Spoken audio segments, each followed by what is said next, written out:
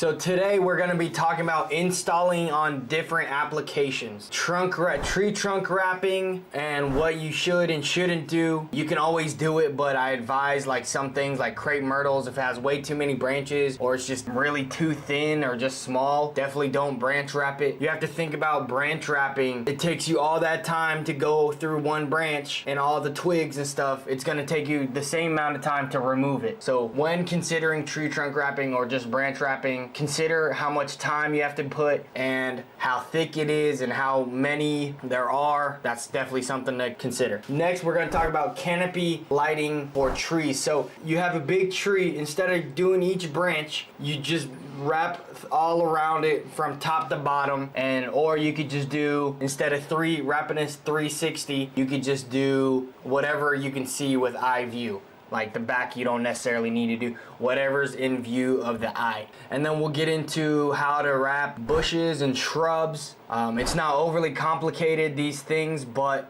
it does take a little bit of knowledge and kind of what the objective is when you're doing each application is a little different. So with hedges and bushes and medium trees and stuff, you want to cover space. You don't want any random dark spaces at night, and it takes a little bit of an eye to find the space, especially if you're installing during the day. But remember, you can always just go back and fix it if the customer isn't happy, so that's okay. And then we'll get into perimeter lighting or roof line lighting, as we call it, and basically how to do that. There's different applications that you need to do, and some things are difficult and you need to charge a little bit more if it's like 3 stories or more, because it's a little more difficult. But there's 3 types.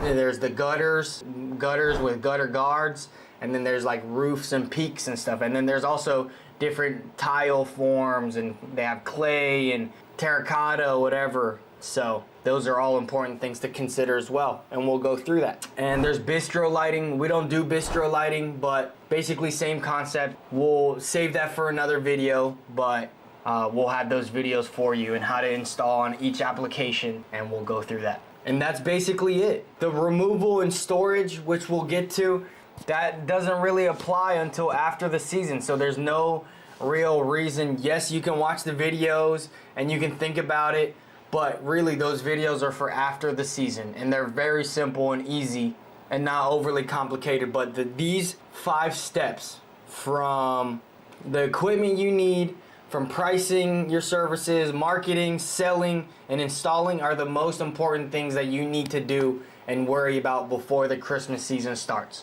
Then after the Christmas season, when everything's died down, you can worry about removal and storage. You have the whole year to do that. Removal, I try to remove everything by January, but it's very simple, and that's that.